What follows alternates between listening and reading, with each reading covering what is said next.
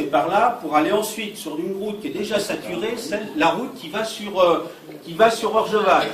Vous croyez ça très intelligent? Non, c'est pas intelligent du tout. Si vous permettez, parce que c'est un projet dont on parle depuis longtemps.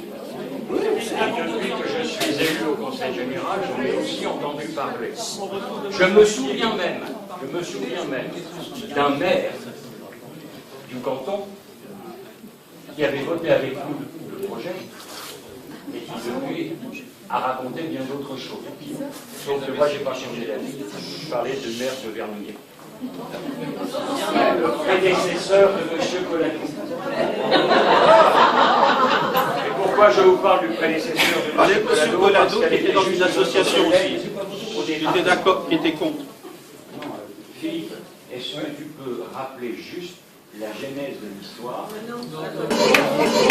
Demandez à M. Coladou s'il n'était pas dans une association où il était d'accord avec l'association pour ne pas faire cette RD 154. Ça c'est plus intelligent à poser la question. Mais ça, posez-lui la question à M. Coladou.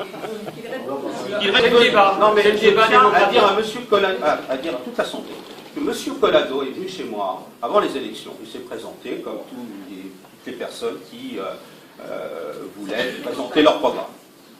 M. Coladou, j'ai posé la question si M. Coladou était pour ou contre la RD 154. M. Coladou, à cette époque-là, a dit non. Mais c'est vrai que c'est très difficile à défendre parce que cette RD 154, c'est plutôt au niveau de faire venir d'Achères tous ces camions qui traversent Poissy, etc. C'est aussi pour désenclaver la partie de Carrière sous Poissy. Monsieur Coladou, je voudrais bien que vous me regardiez droit dans les yeux. Vous m'avez dit ça. Est-ce que c'est vrai ou pas vrai? Alors vous parlez de déviation. Vous parlez, là on parle, c'est plus une déviation. D'accord? Je ne sais pas si vous parlez de Carrière sous Poissy ou d'Achères, excusez-moi. Sur ce point de vue, sur la RD, ma position elle est très claire. Et elle a été dite à plusieurs reprises, et j'ai pris une délibération au Conseil municipal. Ces conditions de réalisation, cette délibération précisait les conditions pour l'équipe majoritaire de Vernouillet de réalisation de la RD 154. C'était la réduction de l'emprise foncière, c'était la réduction des emprises des giratoires, c'était que le merlon de protection phonique, des études spécifiques soient faites pour en garantir le minimum d'impact sonore et un certain nombre d'autres points.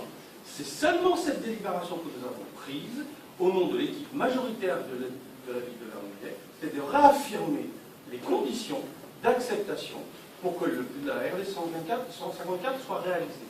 Je fais juste une parenthèse, elle reprenait les mêmes dispositions et les mêmes conditions qui avaient été prises par le conseil municipal précédent. C'est la position de l'équipe majoritaire. On n'apportera pas un effet d'aspiration de tous les véhicules qui viennent du nord ou de ceux qui viennent du pont de Melan. Répondez-moi, est-ce que vous ne pensez pas que ça ne va pas aspirer tous ces véhicules vers nous, ceux qui vont aller vers la Tresse pour aller sur Rouen, ou ceux qui viendront de Melan et d'autres, et qui iront vers la Tresse pour Paris? Je pose la question, mais en plus, ça, le fait que cette route qui se trouve entre Triel et Orgeval, enfin le nouveau pont de Triel et Orgeval, qui est déjà saturé le matin, comment allez-vous faire? Est-ce que vous parlez d'essayer que, par douceur, qu'il y ait moins de circulation sur toutes les routes. Est-ce qu'à mon tour, je peux vous poser des questions?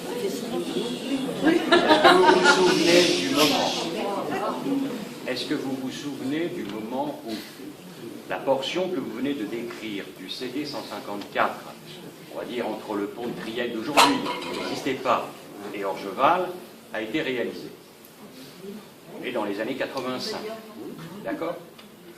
Aujourd'hui, vous venez me dire, il est déjà saturé.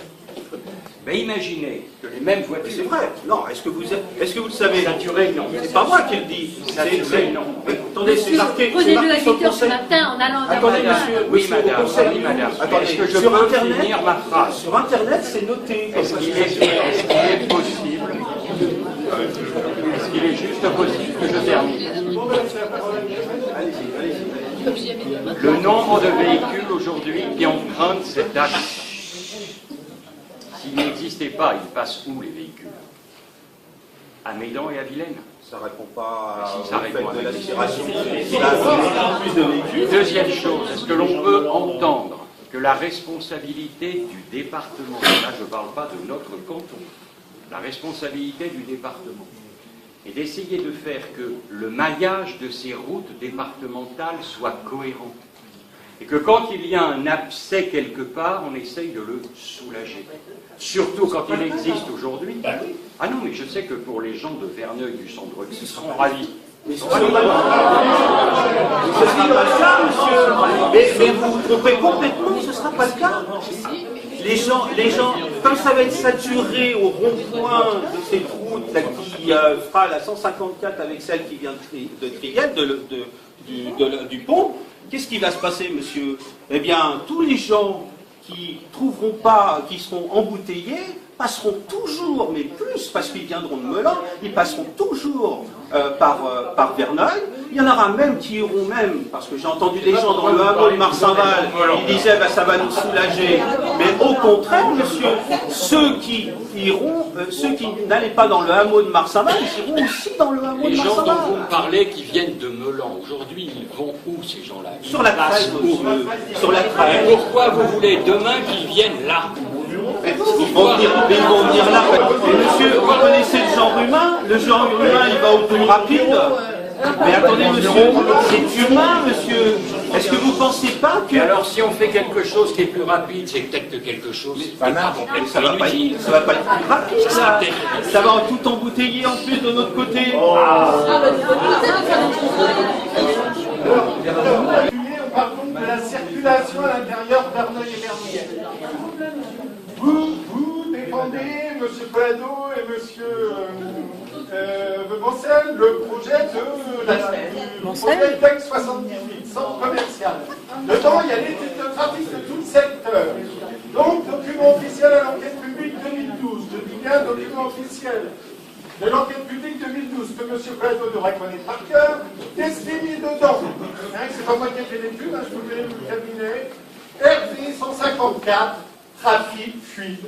Peu importe le moment, c'est une enquête publique, je ne peux pas vous dire autre chose. Si M. Rénal, maintenant, vous avez l'habitude de prendre la circulation dans le secteur, si effectivement vous déposez vos enfants à Notre-Dame le matin, vous aurez du monde. Si vous prenez vos bus, il y a à peu près 50 bus qui font le turnover le matin à la gare, ça limite les voitures. Ce qui est sûr, c'est que si vous connaissez bien vos dossiers et qu'on est contre et pour un projet, j'aimerais bien faire une isolation phonique dont je doute un peu, parce que M. Tautou, dans son propre conseil municipal, et il y a plusieurs témoins ici, a dit qu'il ne tiendrait pas compte des mesures de M. Collado. Donc, j'entends que le conseil peut le dire. Donc, M. Tautou, est-ce que tous ces éléments, tout ce que vous avez entendu, ça change à ce projet que vous voulez? Est-ce que vous pensez réellement que depuis 1984, tous ceux qui ont réfléchi au projet de voie de contournement pour la commune de Vernouillet et de Verneuil, tous les conseils municipaux, les uns après les autres, qui n'étaient pas dans la même couleur politique, tous, à l'unanimité, ont toujours pour la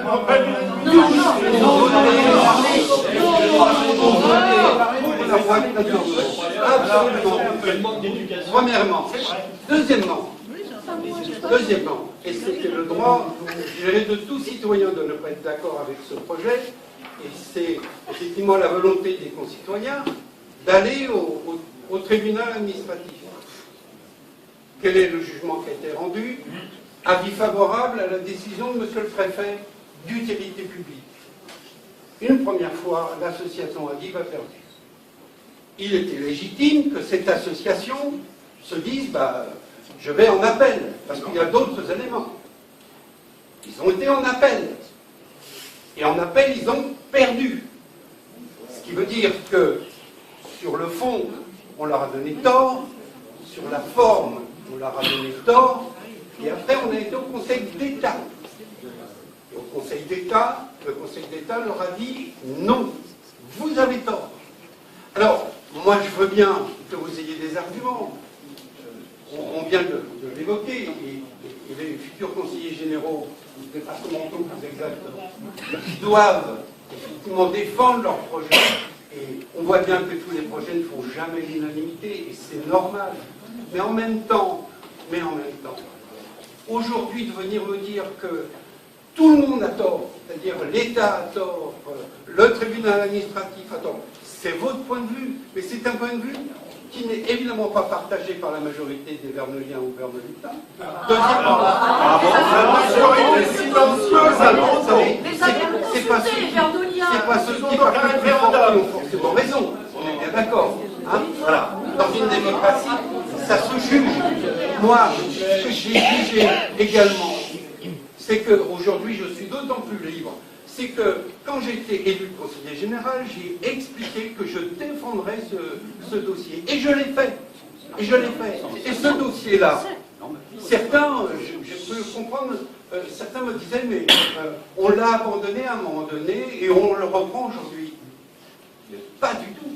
Le projet n'a jamais été abandonné. Je l'ai toujours avec tous les présidents qui se sont succédés. J'ai toujours discuté avec eux. Le vice-président qui était en charge, qui était monsieur le député maire Doudan, a effectivement écrit en disant le Conseil général aujourd'hui, et c'est le propos qui a été repris par Jean-François Raynal, est toujours en train de réfléchir non plus sur des solutions pour 2 communes, mais essayer de voir comment on peut valoriser ces travaux, ces investissements au profit d'une meilleure fluidité à rencontrer sur nos routes dans le département. Aujourd'hui, le Conseil général, et demain le département, n'aura plus les moyens de faire des équipements de cette nature. Le président Bélier l'a clairement indiqué en disant on n'en aura plus les moyens. Voilà. C'est pas une référence, hein. Avec toutes les galettes qu'il a derrière lui. Et donc, le Conseil général, au travers du courrier qui a été écrit par le vice-président, indiquait que désormais maintenant, il y aurait une réflexion qui doit porter sur un intérêt plus large que simplement des simples déviations. C'est exactement ça qui a été arrêté. Deuxièmement, le Conseil général, et tout à l'heure tu évoquais, je dirais, des travaux à faire dans le sud du département, le Conseil général, vous voyez bien, on est amené à mettre des années à faire nos infrastructures. Et évidemment, c'est légitime, parce que c'est très compliqué, il y a des montants à investir qui sont importants, et là encore, notre projet de voie de contournement, c'est un projet à 25, 40. Non mais vous actualisez la somme. Pourquoi vous n'êtes pas présenté 24 en tant millions que quelle année Alors venez. Quelle année, monsieur? Quelle année vous avez fait ces comptes? Non, pas vrai. Non. Sortez-nous les comptes. Vous n'êtes pas autorisé à traiter le menteur. Non. Voilà. Si je vous dis que c'est ce montant, ce sera ce montant. Alors que vous savez, ça vous plaît pas. C'est pas le sujet. Voilà. Restons factuels. Allez-y. Une interview que vous avez donnée au mois de décembre 2014, donc récente, au courrier des Yvelines, dans lequel vous évaluez vous-même le coût de la déviation, non pas à 24 millions d'euros, messieurs, mesdames. On a parlé tout à l'heure 1,7 milliard à chercher sur le compte du département. On a parlé d'infrastructures coûteuses. On a parlé de... Soyez fair play. Soyez fair play. On a parlé du projet EOL, qui est un bon projet, je pense que personne ne le conteste, avec des fonds à trouver. On a parlé de budget en diminution, d'emprunt, entendu enfin tout à l'heure. Et là, dans cette interview qui date de décembre 2014. Bah non, pourquoi j'ai une question à vous poser? Écoutez, vous avez fait une réunion à laquelle étaient invités sont venus des gens qui partagent à peu près le même avis. Logique. Est-ce que je peux passer? Allez, passez-en une. Nous avons passé 2h30 avec deux présidents d'associations qui étaient venus nous exposer leurs arguments et nous avons écouté et je me suis renseigné. Et puis je me suis dit que les arguments, ok, mais on n'était pas obligé d'avoir les mêmes, puis après si on fait un combat d'arguments, et surtout si on dérive vers ce que j'appelle la mauvaise foi, on ne va pas s'en sortir. Vous organisez une réunion dans un contexte qui n'est pas neutre, c'est celui d'une campagne électorale. C'est important de discuter. Vous conviez les équipes qui se présentent. Oui. Parfait. Je vais avoir l'outrecuidance de vous dire. L'outrecuidance, Oui, charmant dictionnaire. vous pouvez la lever. L'outrecuidance. Donnez même le numéro de la page, si vous voulez, pour la... Donnez-moi le numéro de la page, ça m'intéresse. Simplement, que les candidats sont venus. Restons calmes. Restons calmes.